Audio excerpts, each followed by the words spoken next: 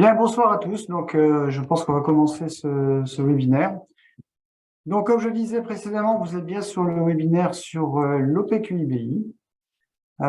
Tout savoir sur l'OPQIBI, la qualification des bureaux d'études. Au cours de ce webinaire, vous aurez l'occasion de pouvoir évidemment réagir, poser des questions, établir des commentaires dans le module chat. Nous y répondons au mieux. Alors, pendant la présentation des intervenants, très peu, entre les deux interventions, certainement, et en fin de session également, à part si une question est urgente et qu'effectivement, elle prête à une réponse immédiate. Ce webinaire fait partie d'un ensemble de 3 webinaires qui étaient destinés à expliquer ce qu'étaient les qualifications, et notamment en lien avec le RGE. Donc, on a eu un premier volet le 13 mars sur le CALIVAT, le 3 avril sur le CALITNR, ce webinaire sur l'OPQUBI et le dernier volet de la trilogie. Au programme aujourd'hui, donc, après une brève présentation du pôle énergie, nous recevons Monsieur Mouchot, le directeur général de l'OPQIBI, qui nous présentera son organisme, en désignant également les entreprises qui peuvent être concernées par cette qualification, quelles sont les démarches de qualification et les procédures de contrôle. Nous avons également l'honneur de recevoir aujourd'hui Monsieur Gallet du bureau d'études Gallet, qui va nous faire un petit retour d'expérience sur sa phase de qualification. Et ensuite, ce sera le temps des questions et réponses. Je suis Didier Veller, chargé de formation technique au pôle énergie Bourgogne-Franche-Comté, d'Héricourt-Dijon. Mon collègue aujourd'hui, Mathieu Bartoletti. Mathieu, tu es là? Un petit bonjour. Bonjour. Voilà, notre chargé de formation au pôle énergie Bourgogne-Franche-Comté. Le pôle énergie, donc un centre de ressources régionales qui a pour mission de mobiliser les professionnels du bâtiment sur les enjeux de la transition énergétique et écologique et les accompagner dans l'évolution de leurs pratiques professionnelles. Je disais tout à l'heure qu'aujourd'hui nous recevrons Monsieur Stéphane Mouchon, directeur général de l'OPQIBI, qui viendra nous présenter son organisme, et également Monsieur Denis Gallet, le gérant du bureau d'études Gallet. Je pense que maintenant, je vais pouvoir laisser la parole à Monsieur Mouchot. Je vous rappelle que l'OPQIBI est créé le 3 janvier 69 à l'initiative des 3 syndicats professionnels de l'ingénierie, le SINOF, la Chambre de l'ingénierie du Conseil de France, Syntec Ingénierie, la Fédération des professionnels de l'ingénierie et le SNITA, le syndicat national des ingénieurs et techniciens de l'aménagement. Je n'en dis pas plus, je laisse la parole à Monsieur Mouchot. Merci. Donc, hop.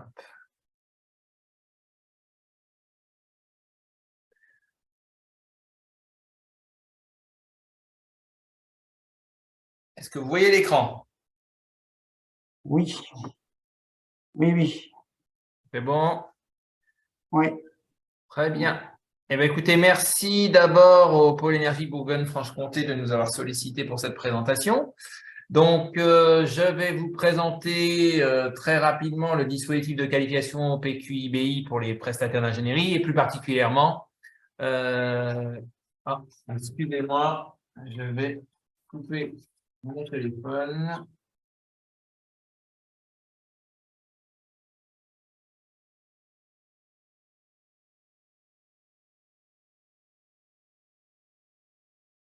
Et voilà.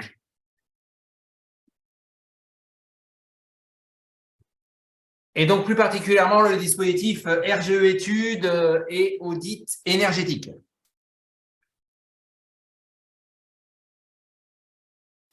Hop.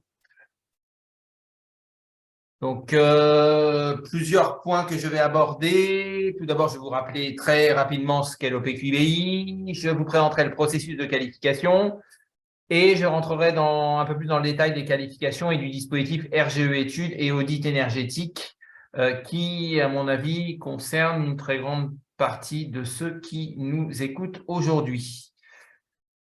Et je ferai une petite slide sur comment trouver des prestataires qualifiés, RGE études. Je ne sais pas s'il y a des maîtres d'ouvrage aujourd'hui, mais c'est toujours intéressant de regarder ce point-là, surtout en ce moment. Alors, l'OPQIBI. L'OPQIBI, donc, comme il vous a été dit par Didier Veller, c'est un organisme qui a été créé en 69, mais qui a commencé à attribuer ses qualifications en 1976. Et nos qualifications, on les attribue à tous les prestataires exerçant l'ingénierie à titre principal ou accessoire. Donc, principal, c'est-à-dire des bureaux d'études, des cabinets d'ingénieurs conseils, des sociétés d'ingénierie, ou accessoire, c'est toute structure n'ayant pas l'activité d'ingénierie comme activité principale, mais ayant des activités d'ingénierie qui peut solliciter sa qualification. Nos domaines de qualification, ce sont le bâtiment, les infrastructures, l'environnement et l'énergie. Donc, la construction au sens large. L'objet d'une qualification au PQBI, mais comme l'objet d'une qualification Qualibat ou Quali-TENR, c'est sur le fondement d'informations contrôlées et régulièrement actualisées, d'attester de la compétence et du professionnalisme d'une structure, donc on est bien sur de la qualification de personne morale, c'est l'entreprise qui est qualifiée, pour réaliser une prestation déterminée. On est toujours qualifié par rapport à une prestation, on n'est jamais qualifié globalement. Ça, c'est très important. Et l'objectif principal, c'est aider les maîtres d'ouvrage et les donneurs d'ordre dans leur recherche et leur sélection de prestataires capables de mener à bien leur projet. Et partant de là, structurer l'offre d'ingénierie, puisque l'ingénierie n'est pas une profession réglementée, et in fine, améliorer la qualité des ouvrages par une montée en compétences des prestataires. L'OPQIBI, c'est une association de loi 1901 à but non lucratif où sont représentés au sein de toutes ces instances à parité les clients, c'est-à-dire les maîtres d'ouvrage, les donneurs d'ordre, les prestataires d'ingénierie et les institutionnels. Nous sommes accrédités par le COFRAC depuis le 1er janvier 2009 sur la base d'une norme qui est la norme NFX 50091 qui est dédiée au fonctionnement des organismes de qualification.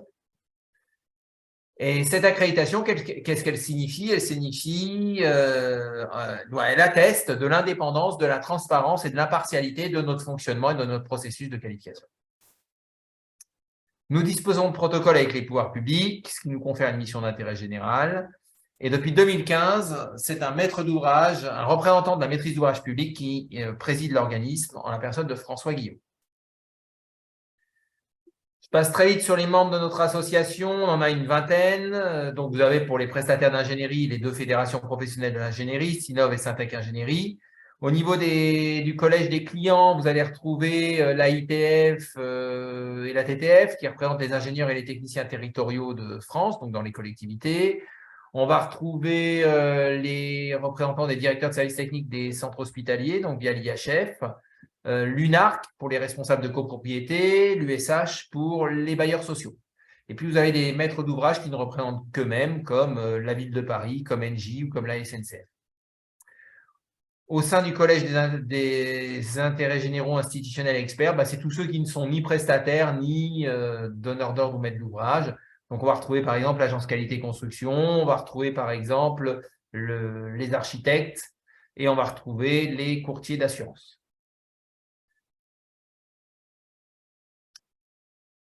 Nos instances, donc comme toute association, nous avons une assemblée générale, un conseil d'administration et un bureau, donc je passe très vite. Ce qui fait notre spécificité, ce sont les instances liées à l'attribution des qualifications.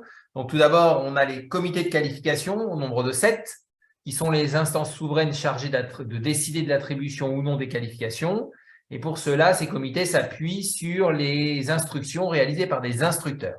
On en a à peu près 170 au jour d'aujourd'hui.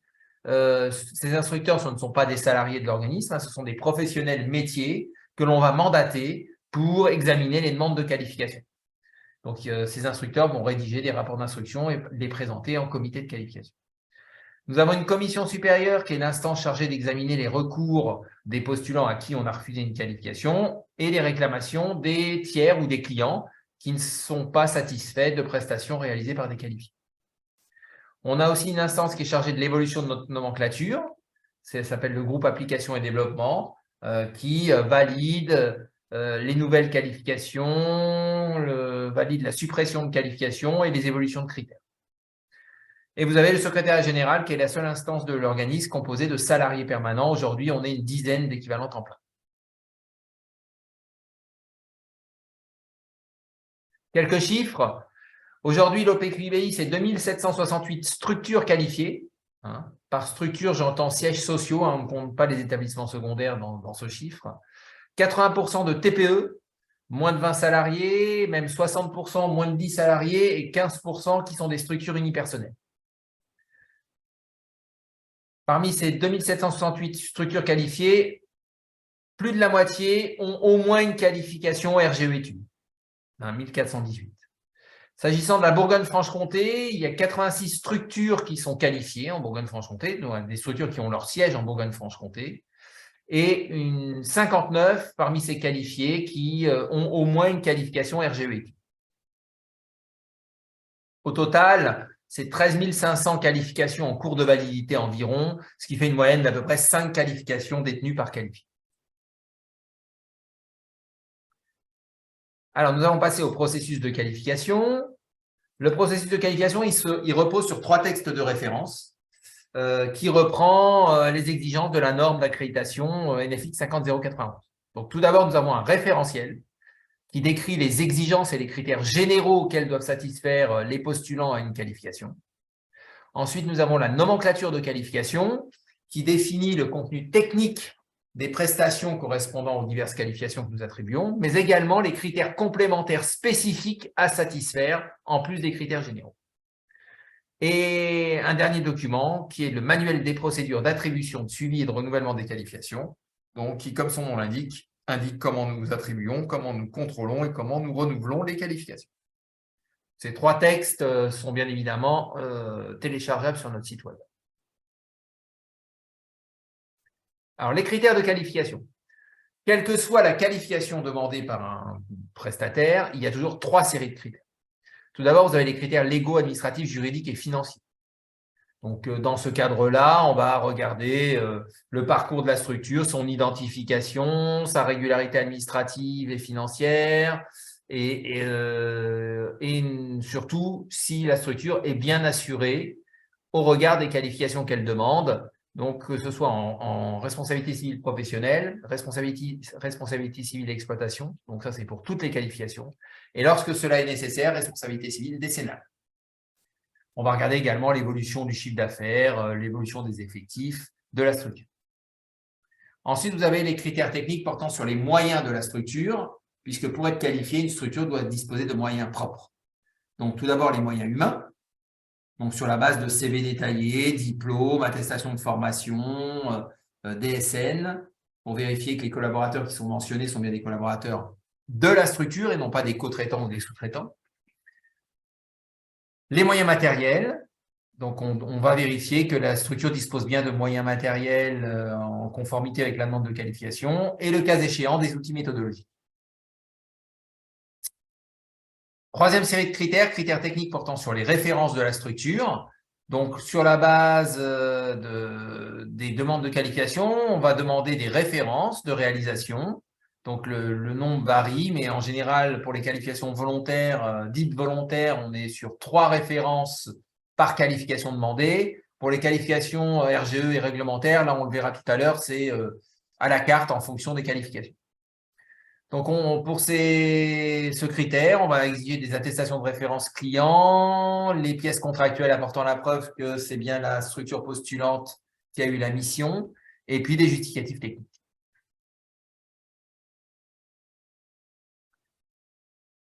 Donc, une structure qui souhaite obtenir une qualification, elle doit constituer un dossier. Ce dossier, il est en ligne, bien évidemment. Toute la démarche est une démarche dématérialisée.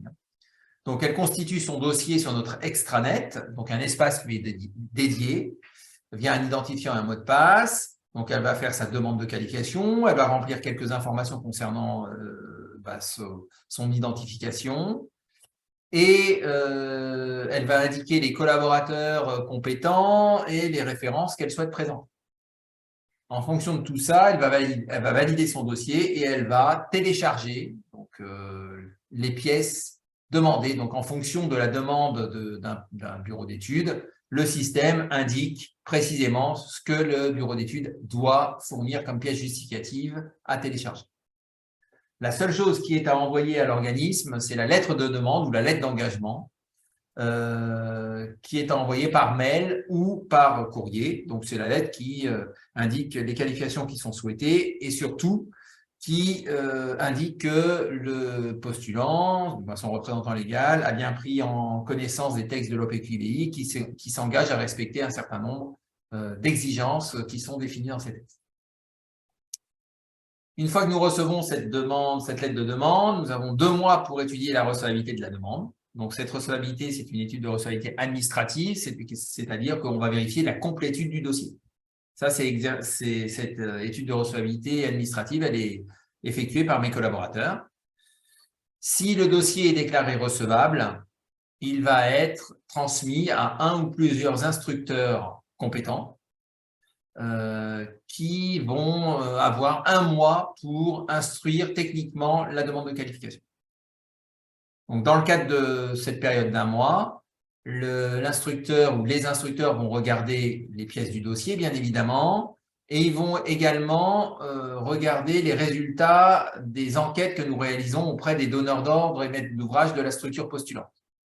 Puisque toutes les références présentées par un bureau d'études dans le cadre de sa demande de qualification fait l'objet d'une enquête par mes services. Donc, on adresse un questionnaire de satisfaction en ligne que les maîtres d'ouvrage et donneurs d'ordre remplissent et nous retournent. Alors, il n'y a pas d'obligation à ce qu'ils nous retournent, bien évidemment, mais on a entre 50 et 55% de taux de retour de ces enquêtes. Une fois que l'instruction est achevée, l'instructeur ou les instructeurs vont transmettre leur rapport d'instruction qui vont être présentés au comité de qualification compétent. Et c'est sur la base des résultats de cette instruction que que le comité va décider d'attribuer ou non les qualifications. S'il décide d'attribuer les qualifications, il y aura notification et délivrance d'un certificat. Si les qualifications ou la qualification est refusée, il y aura notification du refus avec les motivations. Alors, une structure qui respecte l'ensemble des critères, elle se voit attribuer une qualification, pas de problème. Par contre, on a des structures qui sont nouvellement créées ou en cours de diversification et qui ne vont pas avoir suffisamment de références. Pour ces structures, notamment, il y a la possibilité d'engager la démarche via une qualification probatoire. Donc, la qualification probatoire, la structure respecte les critères légaux, administratifs, juridiques et les critères moyens. Si elle obtient une qualification probatoire, elle aura 2 ans pour transformer cette qualification probatoire en qualification définitive en présentant le nombre de références requis. Une qualification a une durée de validité de 4 ans, mais elle fait l'objet d'un contrôle annuel. Tous les ans, nous vérifions que la structure satisfait toujours aux critères légaux, administratifs, juridiques, financiers et moyens. Concrètement, on va vérifier que la structure existe toujours. On va regarder l'évolution de son chiffre d'affaires et de son effectif sur l'année. On va vérifier qu'elle est toujours assurée pour les prestations pour lesquelles elle détient des qualifications.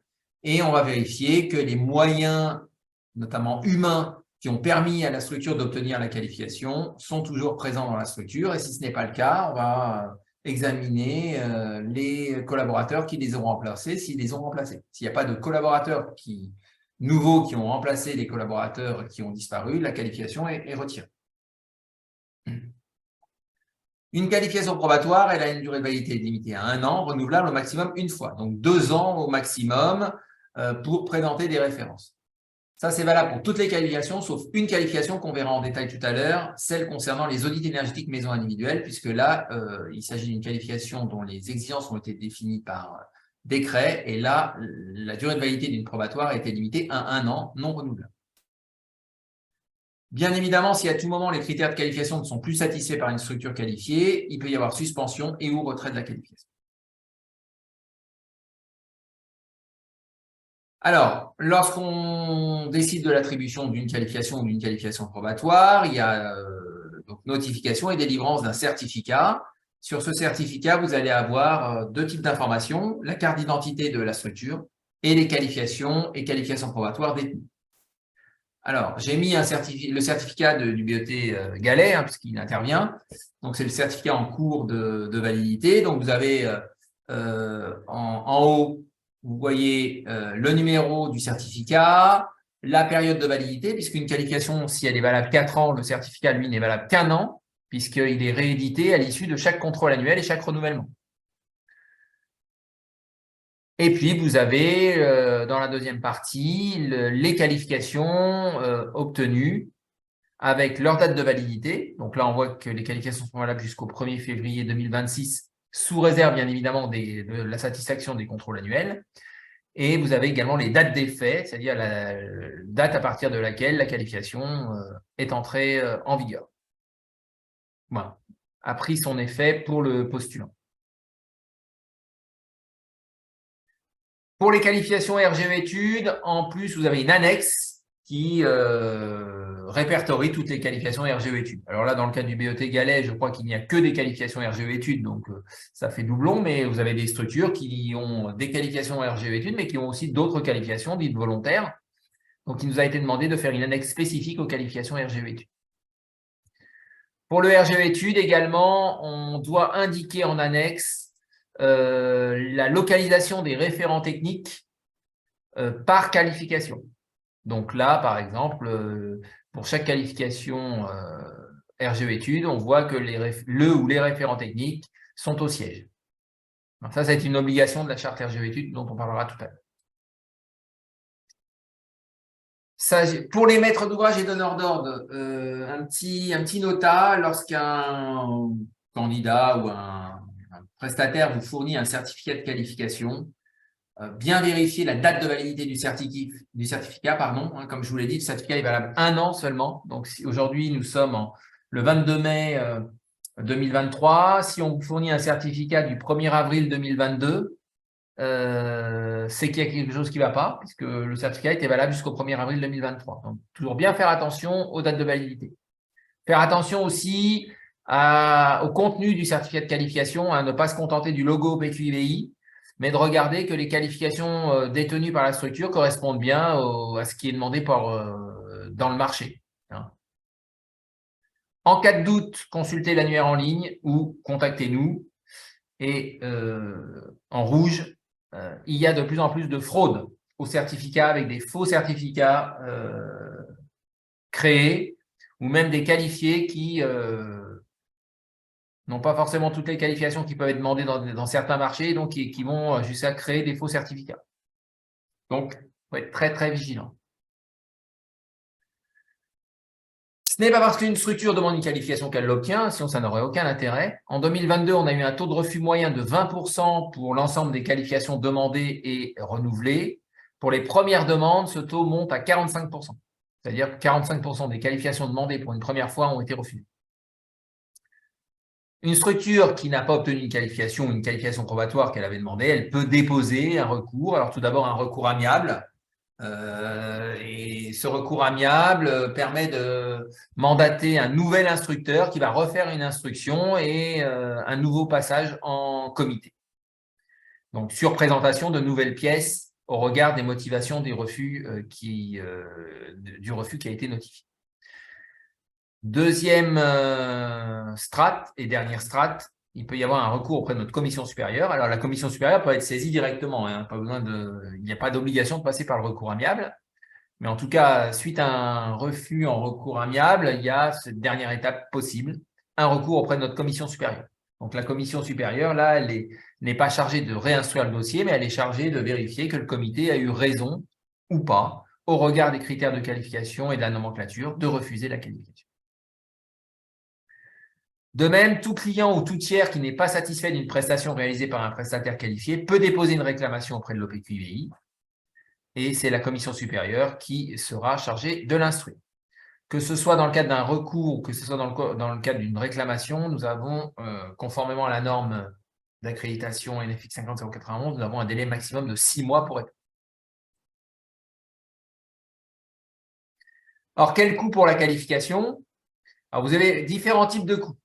Vous avez les frais d'achat de dossier, c'est ce qui permet d'avoir un identifiant et un mot de passe pour générer son dossier sur l'extranet OPQBI, c'est 82 €. Ensuite, vous avez les frais d'instruction à verser au moment du dépôt de la demande de qualification. Donc, ces frais d'instruction comportent deux parties. Une partie forfaitaire, quel que soit le nombre de qualifications demandées, qui est de 480 € hors taxe, et une partie proportionnelle au nombre et au type de qualification demandée. Dans la nomenclature OPQBI, vous avez un code tarifaire à chaque fois, adossé à chaque qualification. Ça va de 1 à 7. Ensuite, s'il est décidé d'attribuer toute ou partie des qualifications qui ont été demandées, il y a au moment de la notification de la décision, paiement des frais d'utilisation de la marque, qui sont des frais proportionnels au chiffre d'affaires ingénierie de la structure. En moyenne, c'est 0,6 pour 1000 du dernier chiffre d'affaires ingénierie hors taxe de la structure. Une fois tous les 4 ans. Tous les ans, ensuite, il y a des contrôles annuels. Donc là, les frais de contrôle annuel, c'est environ un quart des frais d'instruction initiaux. C'est-à-dire que le forfait, au lieu d'être de 480, il est de 120 € et une qualification à 58 €, c'est 58 € divisé par 4. En moyenne, l'année dernière, le coût total de la démarche de qualification pour environ 5 qualifications, c'était 880 € hors taxe par an et par qualifié. Pour une TPE-PME qui demande 2-3 qualifications, en moyenne, on est de l'ordre de 300 à 400 € hors taxe. Alors, ce sont bien des moyennes, hein, et ça dépend du type de qualification, mais on est dans ces eaux-là au niveau tarifaire. Alors, s'agissant du dispositif RGE études. Alors, le dispositif RGE études, quelle est sa base? Sa base, c'est la charte RGE études. Cette charte, elle a été initiée par l'ADEME. Elle a été signée une première fois en 2013 et re-signée en 2016. Cette charte, elle définit les modalités d'obtention de la mention RGE pour les signes de qualité, qualification OPQBI par exemple, délivrés aux professionnels réalisant des prestations intellectuelles concourant à la performance énergétique des bâtiments et des installations d'énergie renouvelable. Ça, c'est l'objet de la charte. Les marchés concernés, initialement, c'est principalement les marchés du tertiaire et de l'habitation collective. Les objectifs de la charte RGE études, faire monter en compétence les professionnels en les incitant à s'inscrire dans des démarches de qualification ou de certification, permettre aux maîtres d'ouvrage de mieux identifier les professionnels compétents et d'y avoir recours plus largement, et mettre en avant l'importance de la qualité de la conception et du suivi de la réalisation. Alors, cette charte, outre son objet et ses objectifs, elle a introduit un principe. C'est le principe d'éco-conditionnalité des aides publiques. Dans ce cadre, depuis 2015, les aides de l'ADEME, notamment, sont conditionnées, les aides de l'ADEME liées à l'efficacité énergétique des bâtiments et aux énergies renouvelables, sont allouées aux donneurs d'ordre des maîtres d'ouvrage qui font appel à des prestataires d'ingénierie titulaires d'une qualification, une certification reconnue RGE. Ça, c'était la base du dispositif RGE études, conditionner les aides de l'ADEME. Petit à petit, ce principe d'éco-conditionnalité s'est élargi et il s'applique désormais aux aides à la rénovation énergétique allouées aux particuliers. Alors, s'agissant des bureaux d'études, c'est notamment les aides pour les audits énergétiques. Alors, le dispositif de qualification OPQBI RGE études. Aujourd'hui, la nomenclature OPQBI, elle compte à peu près 200 qualifications. Sur ces 200 qualifications, il y en a 18 qui sont reconnues RGE. Donc, c'est 18 qualifications qui permettent à une structure ou à des structures d'être reconnues RGE études. Un notable, puisqu'on le verra tout à l'heure, les qualifications en audit énergétique, que ce soit les qualifications audit énergétique, bâtiment tertiaire, habitation collective ou maison individuelle, si elles sont bien reconnues RGE études, leurs exigences relèvent, elles, de dispositifs réglementaires. Donc, ce n'est pas dans la charte RGE études qu'on va retrouver les exigences pour ces qualifications-là. Alors, quelles sont les qualifications RGE études? En matière de performance énergétique, vous avez toutes les qualifications qui sont liées à la performance énergétique de l'enveloppe du bâtiment, à la performance énergétique dans le traitement climatique des bâtiments, les études thermiques réglementaires, bâtiments tertiaires, habitation collective et maisons individuelles, les études ACV bâtiments neufs, les études d'éclairage intérieur, les audits énergétiques, donc maisons individuelles et bâtiments tertiaires ou habitation collective, et l'accompagnement au commissionnement des installations techniques du bâtiment. Ensuite, vous avez des qualifications liées aux énergies renouvelables. Donc, vous avez toutes les qualifications en études ou en maîtrise d'œuvre pour les installations de production utilisant l'énergie solaire thermique. Études ou maîtrise d'œuvre pour les installations de production utilisant l'énergie solaire photovoltaïque. Assistance à maîtrise d'ouvrage et maîtrise d'œuvre pour les installations de production utilisant la biomasse. Et en matière de géothermie, les études des ressources géothermiques, donc ça c'est la partie sous-sol, et la maîtrise d'œuvre pour les installations de production utilisant l'énergie géothermique, ça c'est pour la partie PAC. Alors, je vous ai mis un petit tableau puisque la présentation va vous être diffusée, donc comme ça vous aurez les chiffres des qualifiés en France par qualification RGE études et en Bourgogne-Franche-Comté. Donc là où il y a le plus de qualifiés, c'est en audit énergétique, bien évidemment. Aujourd'hui, 689 pour l'audit énergétique maison individuelle, 516 pour l'audit énergétique bâtiment tertiaire et ou habitation collective. Et ensuite, ce sont les études thermiques réglementaires, maison individuelle ou habitation collective et tertiaire. Après, ça se dispatche en fonction des domaines. Alors, par rapport aux critères de qualification, quelle est la spécificité du dispositif RGE études? Alors, s'agissant des critères légaux, administratifs, juridiques et financiers, il n'y a pas de différence entre le processus traditionnel de l'OPQBI et le processus RGE. S'agissant des critères moyens humains, là, au niveau des qualifications RGE études, il faut présenter au moins un référent technique par tranche de 20 personnes de l'effectif concerné par une qualification. En gros, je demande une qualification en solaire thermique. Eh ben, on demande combien vous avez de personnes qui réalisent des études en solaire thermique. Si on nous dit 18, ben, il faudra au moins un référent technique. Si on nous dit 28, il en faudra 2. Et ces référents techniques doivent satisfaire à des exigences spécifiques en termes de formation initiale et ou continue. En termes de sous-traitance, pour les qualifiés RGE études, il y a une obligation de ne sous-traiter qu'auprès de structures elles-mêmes qualifiées ou certifiées RGE études dans le domaine de la qualification. S'agissant des moyens matériels, il y a obligation de fournir les factures d'achat ou de location ou des attestations de prêt liées au matériel qui sont exigés, matériel et logiciels qui sont exigés dans la nomenclature de qualification pour chaque qualification. Alors là aussi, on est très vigilant puisqu'il y a une recrudescence de fausses factures pour les moyens matériels. Donc, si je reviens aux moyens humains avec les référents techniques. S'agissant des référents techniques, il y a toujours 3 types d'exigences.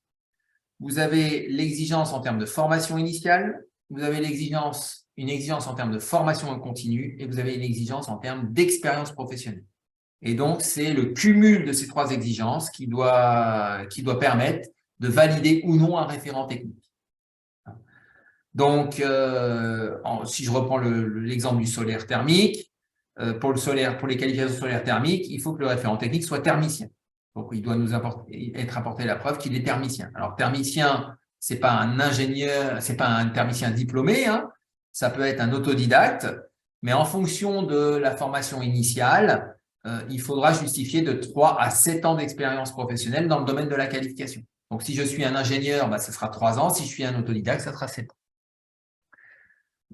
En plus, il est exigé que le référent technique ait suivi une formation spécifique à la qualification. Donc, dans le cas du solaire thermique, c'est une formation au solaire thermique. Donc, les contenus de ces formations ont été définis par l'ADEME, la durée également. Donc, les référents techniques doivent nous justifier d'avoir suivi la formation. S'ils n'ont pas suivi ces formations, ils ont la possibilité de faire valider leurs compétences en passant un QCM auprès de l'OPQBI. Donc, le QCM, c'est quoi? C'est une trentaine de questions que l'on pioche parmi des questionnaires qui ont été élaborés par l'ADEME. Et il faut avoir 80% de bonnes réponses, c'est-à-dire 24. L'examen dure 45 minutes.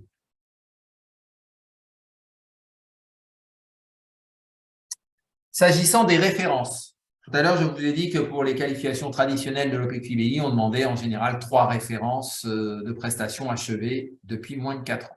S'agissant du dispositif RGE études, c'est à la carte, c'est en fonction des qualifications. Si on prend les qualifications d'études, hors études thermiques réglementaires, on va demander 2 références achevées depuis moins de 4 ans.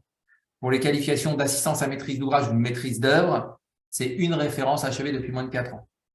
Pour les études thermiques réglementaires, c'est 10 pour les maisons individuelles, 6 pour le bâtiment tertiaire et ou habitation collective, et elles doivent être achevées depuis moins de 3 ans. Pour les études ACV, c'est 3 références achevées depuis moins de 3 ans.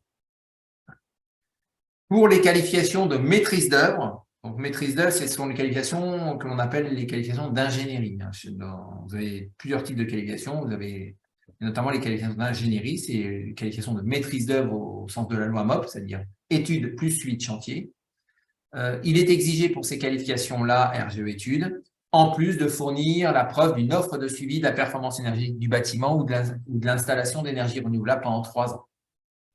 Alors, on n'exige pas que le client ait mandaté le prestataire pour réaliser cette mission, mais ce que l'on exige, c'est que le prestataire postulant apporte la preuve qu'il fait cette offre de suivi à ses clients.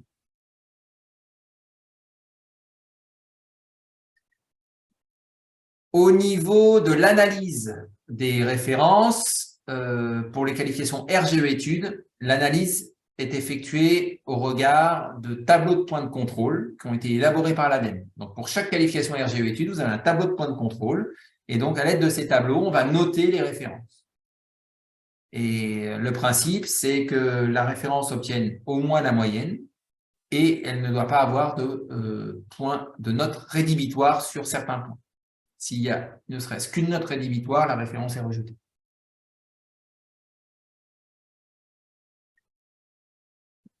Au niveau de la validité des qualifications et des certificats, c'est la même chose. 4 ans pour une qualification, 1 an pour un certificat. Pour une qualification probatoire, c'est 1 an, renouvelable une fois, sauf pour la qualification 19-11. Le suivi de la qualification, il n'y a pas de changement aussi, c'est lors du contrôle annuel, donc il n'y a pas de spécificité RGE études. Et au niveau des renouvellements des qualifications qui s'effectuent tous les 4 ans, pour les qualifications OPQIBI traditionnelles, on demande un nombre de références moins élevé qu'initialement. Généralement, c'est une référence par qualification à renouveler, au lieu de 3 initialement. Dans le dispositif RGE études, il n'y a pas cette distinction, puisque le même nombre de références est à produire aussi bien en renouvellement qu'en demande initiale. Donc, si vous demandez une qualification d'études thermiques réglementaires bâtiment tertiaire et ou habitation collective, vous en fournissez 6 au moment de la demande, mais vous en fournissez également 6 au moment du renouvellement. S'agissant des dispositifs audit énergétique, alors, quelques spécificités. Alors, je vais commencer par les audits énergétiques pour les bâtiments d'habitation collective et les bâtiments tertiaires. Alors, les qualifications d'audit énergétique, je vous ai dit qu'elles relevaient du dispositif RGE études, mais leurs exigences ont été définies par des textes réglementaires. S'agissant du bâtiment tertiaire ou habitation collective, le texte réglementaire, c'est l'arrêté relatif aux modalités d'application de l'audit énergétique prévu par le chapitre 3, titre 3 du livre 2 du Code de l'énergie. C'est l'arrêté du 24 novembre 2014. Aujourd'hui, pour faire bénéficier ses clients d'aides publiques, en matière d'audit énergétique collectif ou tertiaire, un prestataire doit être titulaire d'une qualification délivrée par un organisme accrédité par le COFRAG, tel l'OPQIBI, sur la base de la norme NFX 5091 et des exigences fixées par l'arrêté du 24 novembre 2014. Il y a une qualification pour le bâtiment tertiaire et habitation collective qui est concernée à l'OPQIBI, c'est la qualification 1905. Alors, je vous ai mis un petit nota en bas de diapositive, parce que cette qualification, depuis le 1er avril 2023, elle permet également de réaliser les audits énergétiques réglementaires passoires thermiques. Donc, vous en avez certainement entendu parler, un dispositif qui est entré en vigueur le 1er avril, pour les bâtiments en monopropriété. Donc, ce sont tous les audits énergétiques obligatoires dans le cadre des transactions immobilières. Aujourd'hui, pour les bâtiments classés F et G, donc si vous vendez, vous disposez d'un bâtiment en monopropriété où vous avez plusieurs appartements et que vous souhaitez le vendre et qu'il est classé F ou G, vous avez l'obligation de réaliser de faire réaliser un audit énergétique. Et s'agissant des bureaux d'études, seuls les bureaux d'études qualifiés 1905 peuvent réaliser cet audit énergétique pour qu'il soit reconnu. Alors, au niveau des spécificités, là, on va retrouver les spécificités RGE du dispositif RGE études avec le référent technique, avec les factures pour les moyens matériels. Là, il y a des critères méthodologiques avec des notes méthodologiques qui doivent être conformes aux normes internationales sur les audits énergétiques. Au niveau de la preuve de compétence du référent technique, il n'y a pas de différence avec le dispositif RGE études propre, sauf que là, l'État n'a pas prévu d'alternative à la formation. Donc, le référent technique doit obligatoirement justifier d'une formation à l'audit énergétique. Il n'y a pas d'alternative comme le QCM pour apporter la preuve de sa compétence. Les références sont des références qui doivent avoir une ancienneté de moins de 3 ans. Qu'est-ce qu'il y a à nous fournir? Comme pour toute qualification, les attestations de référence et les pièces contractuelles et les rapports d'audit complets avec les annexes de calcul. Au niveau des validités et du suivi, il n'y a pas de changement. Au niveau de renouvellement de qualification, comme pour le dispositif RGE études, c'est le même nombre de références à présenter qu'initialement. S'agissant des audits énergétiques pour les maisons individuelles, le cadre réglementaire, il est le suivant. Le contenu de cet audit énergétique, il a été défini par l'arrêté du 30 décembre 2017. Alors, cet audit énergétique, on l'appelle l'audit énergétique aidé. C'est en gros l'audit énergétique MaPrimeRénov'.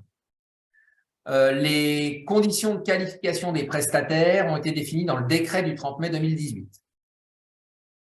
Aujourd'hui, si un bureau d'études souhaite réaliser un audit énergétique pour un particulier et que ce particulier souhaite bénéficier des aides publiques, notamment MaPrimeRénov' pour la prise en charge de cet audit énergétique, il doit obligatoirement être titulaire d'une qualification délivrée par un organisme accrédité par le COFRAC sur la base de la norme NFX 50091 et des exigences fixées par le décret du 30 mai 2018.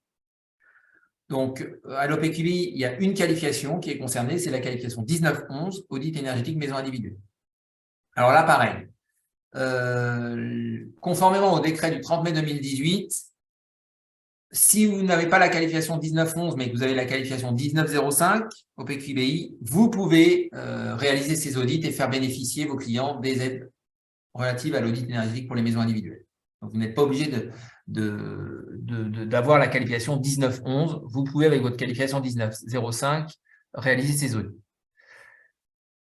De même, là, concernant les audits énergétiques réglementaires passoires thermiques, entrés en vigueur le 1er avril 2023, donc s'agissant des maisons individuelles, là on ne parle plus de bâtiments en monopropriété, mais de maisons individuelles, c'est la qualification 1911 qui permet aux prestataires de pouvoir réaliser ces audits, donc d'être autorisés à réaliser ces audits énergétiques réglementaires passoires thermiques. Si vous êtes un bureau d'études, bien évidemment, puisqu'il y a d'autres types d'acteurs qui sont autorisés, à qui on demande des choses différentes. Au niveau des exigences du décret du 30 mai 2018, il n'y a pas de différence par rapport au RGE études et à l'audit énergétique bâtiment tertiaire ou habitation collective. Au niveau du référent technique, les différences, c'est au niveau de la durée d'expérience professionnelle, puisque là, on est entre 1 et 5 ans en fonction du niveau de formation initiale, alors que dans le RGE études, on était entre 3 et 4 ans. Là, les pouvoirs publics ont réintroduit l'alternative à la formation via le QCM. Les audits énergétiques doivent avoir une ancienneté de moins de 2 ans. Là, c'est une spécificité pour les audits énergétiques maison individuelle. Donc, on demande toujours attestation de référence, pièces contractuelles et également les rapports d'audit complets avec les annexes de calcul. En termes de validité, je vous en ai parlé au début, pour la qualification 1911, donc c'est 4 ans, ça, il n'y a pas de problème. Par contre, pour la qualification probatoire, c'est 1 an non renouvelable. Donc, c'est au bout d'1 an que un titulaire d'une qualification probatoire 1911 doit présenter les références pour transformer la qualification probatoire en qualification définitive. Au niveau du suivi de qualification, pas de changement. Au niveau du renouvellement de qualification, c'est le même nombre de références à présenter, donc pas de changement. Je terminerai en vous indiquant comment trouver des prestataires qualifiés au PQBI RGE études aujourd'hui. Alors, le plus simple, c'est l'annuaire en ligne au PQBI. Vous avez tous les qualifiés au PQBI et notamment tous les qualifiés RGE études. Mais vous avez également sur France Rénov', là, vous avez l'annuaire des professionnels RGE sur France Rénov', donc vous allez avoir tous les prestataires qualifiés au PQBI RGE. Voilà pour ma présentation. J'espère avoir tenu les délais. Oui, pas de souci, Monsieur Mouchot. En tout cas, merci beaucoup pour cette présentation des plus précises et je pense que tout le monde y a trouvé une partie des réponses aux questions posées. Toujours est-il, comme vous l'avez précisé, ce document sera mis en ligne sur le site du Pôle Énergie et vous pourrez retrouver ce document également sur demande. Donc, dès que la formation sera terminée, à partir de 1 ou 2 jours, elle sera en ligne, hein, voilà, sans problème. S'il y a pas, alors il y a peut-être une question. Est-ce que Mathieu, tu as des questions qui a été posée directement à Monsieur Mouchot? Eh bien, non, il n'y a pas de question, c'était C'est très gentil. clair. Eh ben, écoute, on va passer directement à Monsieur Gallet et je pense qu'on terminera par la phase des questions comme prévu. Merci Monsieur Mouchot. À vous Monsieur Gallet.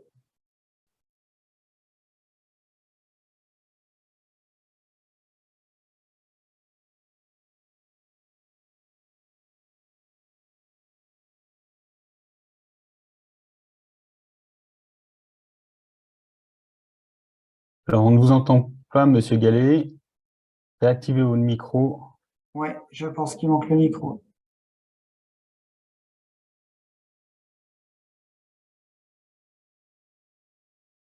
Là, vous m'entendez? Oui. C'est parfait. C'est à vous. Ok. Démarrer la vidéo. Ok. Très bien. Bonjour à tous et puis merci au Pôle Énergie de m'avoir invité à cette présentation. Donc, dans un premier temps, je vais vous présenter mon bureau d'études. Voilà. Donc, voilà, le bureau de Gallet que j'ai créé il y a une quinzaine d'années, en 2007. Donc, nous intervenons, nous sommes un bureau d'études spécialisé dans l'ingénierie des fluides. Nous intervenons dans les domaines chauffage, ventilation, tout ce qui est climatisation, plomberie sanitaire et dans le domaine du thermique du bâtiment. Voilà, notre rayon d'action, c'est la Franche-Comté. Et nous travaillons pour le compte de collectivités locales, des bailleurs sociaux, d'entreprises privées, des promoteurs, et pour aussi bien dans le bâtiment neuf qu'en réhabilitation. On se rend compte depuis 1 an ou 2, on travaille de plus en plus en rénovation énergétique. Hein, l'actualité nous aide dans ce domaine. Et nous sommes 5 personnes plus une assistante, 5 personnes techniques plus une assistante. Donc, nous faisons un chiffre d'affaires entre 600 et entre 600 et 900 000. On a un chiffre d'affaires qui progresse au fil des années. Voilà sur la présentation du BUT. La qualification.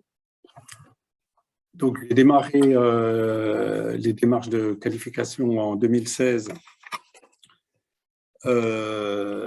Pourquoi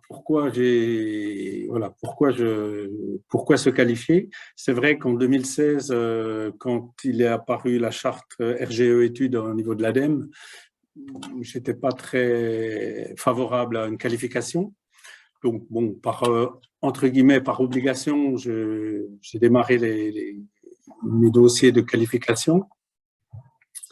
Donc, en 2016-2017, mes premières qualifications obtenues en 2018.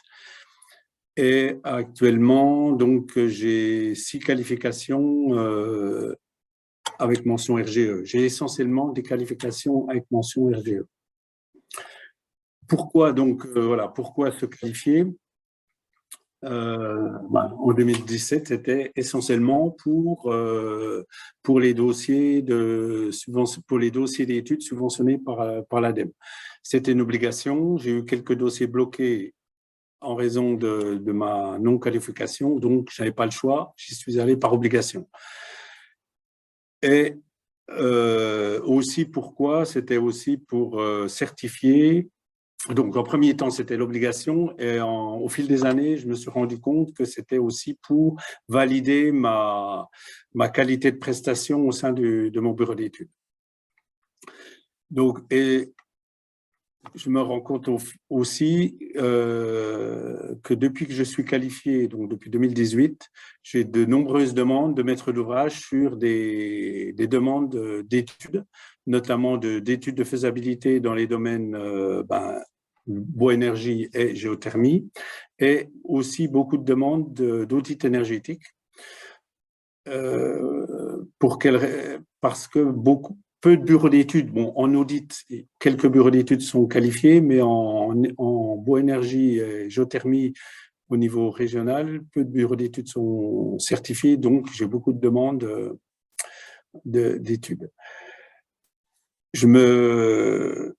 Cette qualification me permet aussi de me démarquer par rapport à de nombreux bureaux d'études qui arrivent sur le marché, local et pas forcément local, hein, des bureaux d'études nationaux qui veulent se lancer dans des études et qui n'ont pas forcément les qualifications. Donc, ça me permet de remporter de nouveaux marchés. Je vous parlais donc des bénéfices de la qualification, mais il y a aussi des contraintes. Donc, comme M. Mouchot vous l'a expliqué, donc il y a le renouvellement annuel, donc c'est essentiellement de la partie administrative. Donc, j'estime environ une journée par an pour remplir le dossier, fournir toutes les attestations administratives demandées. Par contre, la plus grosse contrainte, c'est le renouvellement des qualifications, proprement dit. Donc, c'est tous les 4 ans. Et là, j'ai le dossier administratif plus un dossier technique. Donc là, c'est mon assistante administrative qui s'occupe de ce dossier-là et mes collaborateurs chargés d'affaires qui doivent fournir tous les rapports, fournir tous les détails des calculs mentionnés dans les rapports. Voilà, il y a beaucoup d'allers-retours entre nous et l'OPQBI et ça demande quand même beaucoup de travail. Donc, pour les 6 qualifications, tous les 4 ans, il faut, j'estime, environ 10 jours de travail pour être conforme aux exigences de la qualification. Ensuite, pour le coût, bon, Monsieur Mouchot, on a parlé tout à l'heure, mais par rapport au coût réel des qualifications que je possède, donc j'en possède 6. Le renouvellement annuel, voilà, c'est 302 € hors taxe.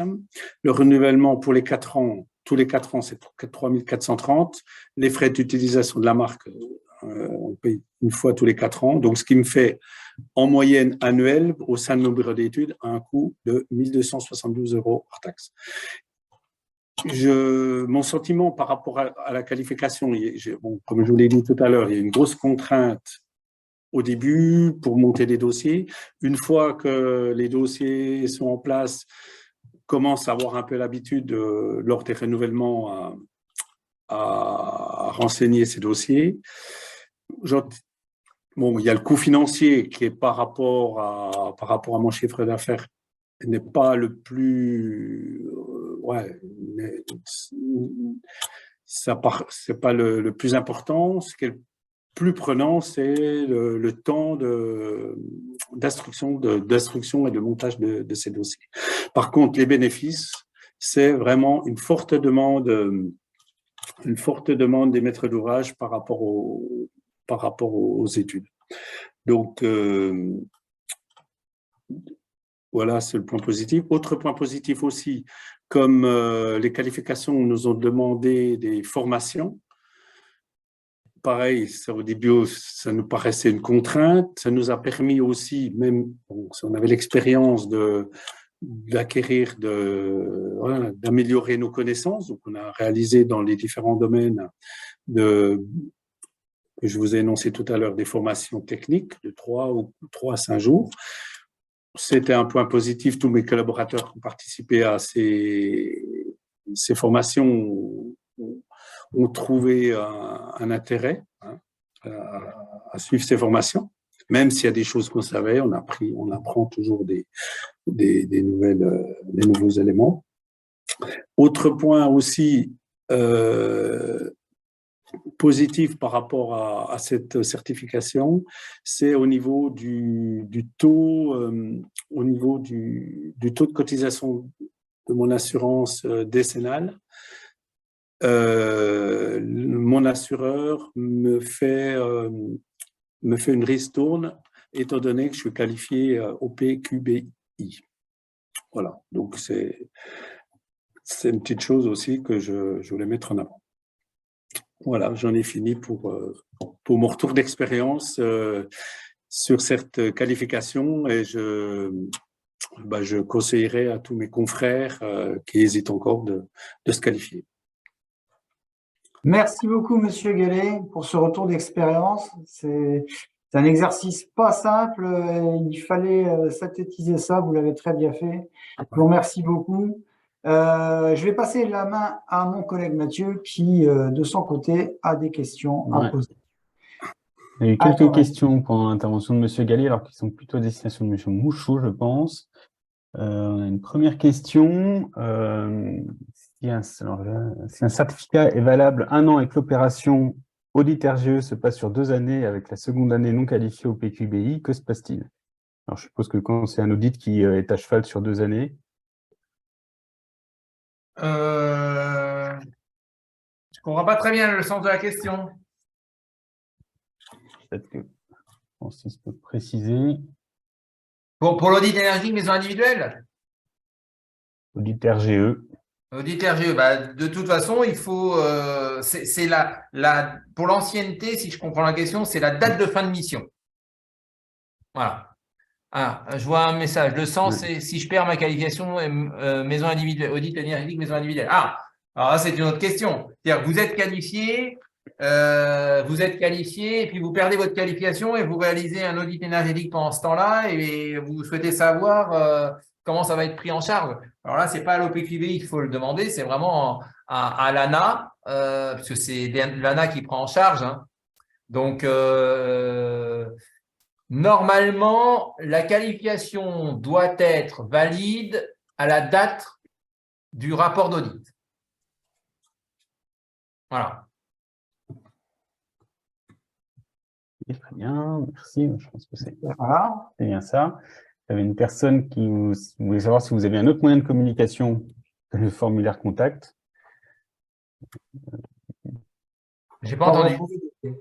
Il y a des difficultés à vous joindre par le biais du formulaire contact qui demande si vous avez un autre moyen de communication, enfin de vous joindre, vous ou un ingénieur conseil. Il y a effectivement le formulaire contact sur notre site. On les reçoit. J'ai pas eu de vente qui avait des problèmes, ou alors nous contacter directement par téléphone.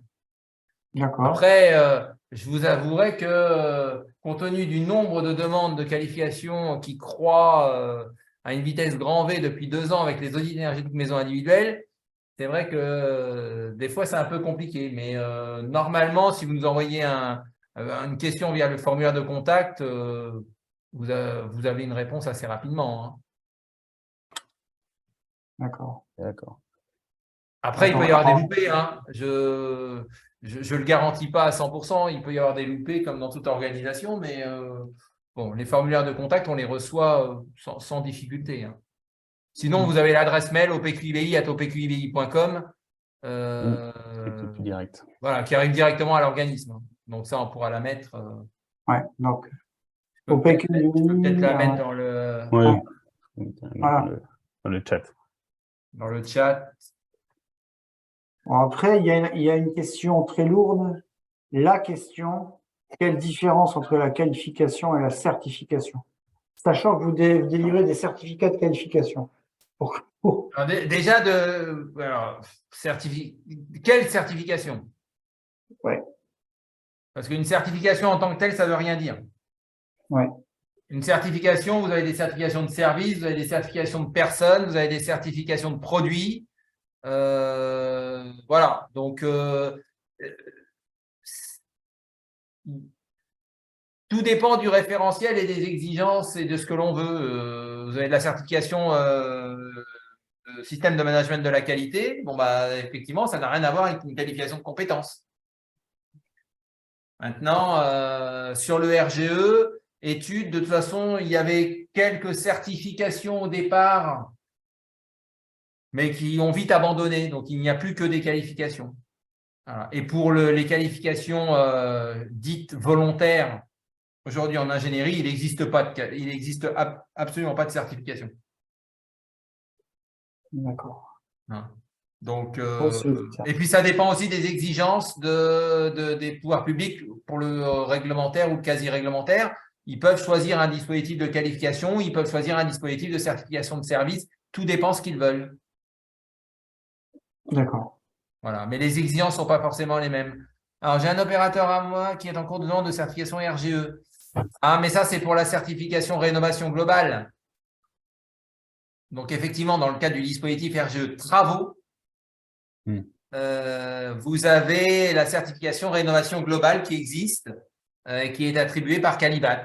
Donc, là, on est sur une certification effectivement de service, c'est-à-dire que l'entreprise n'a pas l'obligation, je ne la connais pas très bien, mais l'entreprise n'a pas l'obligation d'avoir toutes les compétences. Elle peut faire appel à des sous-traitants, mais c'est elle qui manage un peu la rénovation globale. Voilà. Et notamment dans le cadre de la barre TH 164 pour les C2E. Voilà. On a une question sur la formation audit maison individuelle. Quelles sont les formations qui sont reconnues? Alors, il y a audit réno FEBAT ou est-ce qu'il y en a d'autres? Alors, il y a pas, alors, dans le cadre du dispositif RGE études, contrairement au dispositif RGE travaux, il n'y a pas de formation, il n'y a pas de reconnaissance de formation ou d'agrément de formation.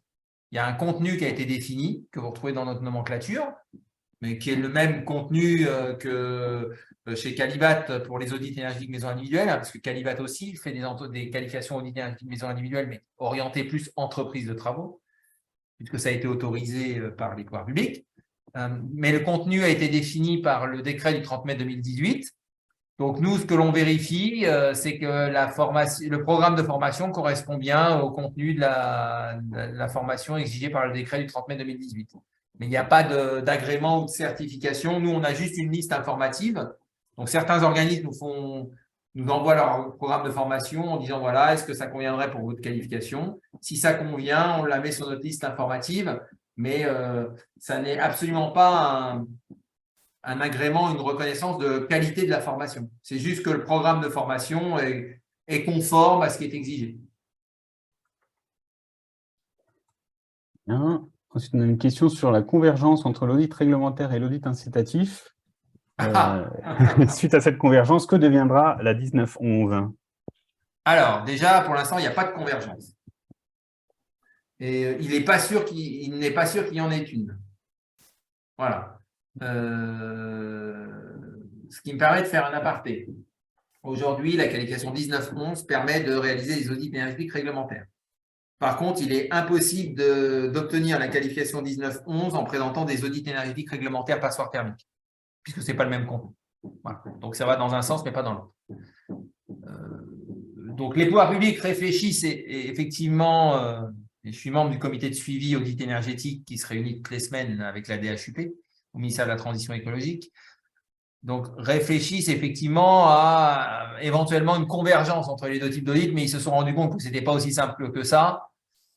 Et donc, maintenant, ils font un petit peu un pas en arrière en disant oui, c'est une réflexion, mais il n'y a pas d'engagement à ce que ça se passe ainsi. Normalement, la convergence aurait dû avoir lieu début 2024, mais c'est plus du tout sûr. Alors, après, la 1911, c'est même pas la question de la 1911, c'est est-ce que l'audit énergétique réglementaire aujourd'hui, c'est un DPE++, c'est pas un vrai audit énergétique. Bon, alors que l'audit énergétique 1911, c'est un audit pour les aides MaPrimeRénov'. Bon, donc il n'y a pas 36 solutions, hein. Soit on a un contenu similaire et on monte d'un cran pour l'audit énergétique réglementaire, soit on descend d'un cran pour l'audit énergétique aidé. Donc, soit on harmonise vers le haut, soit on harmonise vers le bas.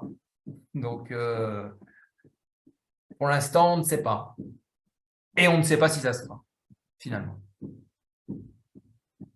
Mais quoi qu'il arrive, s'il y a évolution du dispositif, les exigences de la 1911 évolueront aussi. Hein. Donc, Il y a encore une dernière question, Mathieu? On a une question sur la formation scientifique est obligatoire, mais ça rejoint votre réponse sur les formations exigées pour la 1911. Une formation scientifique est-elle obligatoire? Je ne sais pas ce qu'est une formation scientifique. Donc, ce que je peux vous dire, c'est que ce n'est pas parce que vous êtes ingénieur thermicien que vous êtes exonéré de la formation audit énergétique. Voilà. Ça, je peux. Voilà. Même si maintenant, on risque de voir des formations qui intègrent les audits énergétiques, hein, mais si vous avez obtenu votre diplôme il y a 10 ans, il y a très peu de chances que vous ayez eu un cursus sur l'audit énergétique tel que défini dans l'arrêté du 30 décembre 2017. Donc, la formation la formation spécifique vient toujours en complément de la formation initiale. Hein. C'est cumulatif. Hein. C'est formation initiale, plus formation continue ou QCM, plus expérience professionnelle.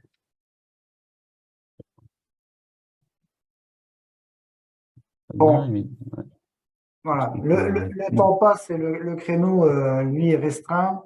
J'invite celles et ceux qui ont encore des questions à poser à M. Mouchou ou M. Gallet de faire soit transiter les questions par le biais du pôle énergie, soit s'adresser directement à l'OPQBI par l'OPQBI@opqbi.com, hein, c'est ça? Ouais. Il nous reste à remercier les participants qui étaient en nombre aujourd'hui. Et surtout, messieurs Mouchot et Gallet, qui ont pris sur leur temps pour venir aujourd'hui, nous présenter l'OPQBI. Et il faut bien constater que les questions posées montrent bien que le débat reste ouvert et que les questions restent entières sur le sujet. N'hésitez pas à contacter l'OPQBI. Nous, on n'a pas eu de difficulté à les joindre, d'y vous répondre. Et les entreprises comme M. Gallet vous partagent également leur expérience de manière à ce que tout le monde ne se sente pas isolé dans sa démarche et dans sa demande. Voilà. Il me reste juste si vous me permettez, on est en Bourgogne-Franche-Comté. Oui. J'attire votre attention sur le fait que, alors évidemment, je suis soumis à la confidentialité, mais nous avons été contactés par la gendarmerie pour des affaires de faux et usage de faux. Je ne sais plus pour quelle cause encore également, sur un certain nombre de bureaux d'études qui exercent dans votre région. Ouais. Voilà, il y a même eu, je crois, des articles dans la presse. Tout à fait. Sur certains bureaux d'études ou qui se présentent comme tels. Donc, on est très, très, très, très vigilant. Alors, je ne mets pas votre région en exergue, hein, parce qu'il y en a dans d'autres régions, mais il se fait que depuis 2 ou 3 mois, donc nous sommes sollicités par le pôle gendarmerie C2E, et donc on a été obligé de fournir un certain nombre de dossiers de qualifiés à la gendarmerie, puisque c'était des réquisitions judiciaires. Et donc, oui, je vois le mot d'éco-délinquant, effectivement. Donc, pour soit des faux audits, soit des malversations vis-à-vis de personnes un peu… En fait, ce qui s'est passé, c'est que les bureaux d'études, a priori, sous-traitaient des audits énergétiques à des soi-disant bureaux d'études RGE. Voilà. Oui, alors déjà, il y a eu ça aussi, mais déjà, la sous-traitance n'est pas permise. Oui.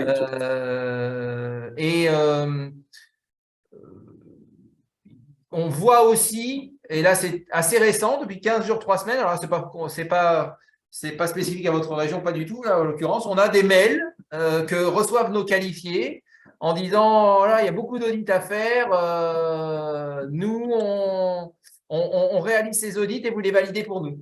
Oui, voilà. C'est ça. C'est vrai. Bon, on a eu les mêmes réflexions du Qualibat pour la qualification Qualibat, et aussi pour le Qualitaner qui souffre des mêmes problèmes. Oui, tout à fait. Alors, c'est vrai qu'en matière de travaux, ils avaient un peu l'expérience avant nous. En audit énergétique, c'est assez récent. Ça fait maintenant 1 an que… Voilà. Et pour tout vous dire, depuis le début janvier, ça prend 1/3 de mon temps. Donc, voilà. Ouais. Eh oui, l'écho des vacances, voilà. Bien, voilà, je vais laisser les participants s'en aller. Messieurs Mouchot et Gallet, on vous retrouve juste à l'issue, de telle manière à faire un petit point. En vous remerciant encore tous de votre participation. Merci à tous. Merci, à bientôt. Merci. Merci.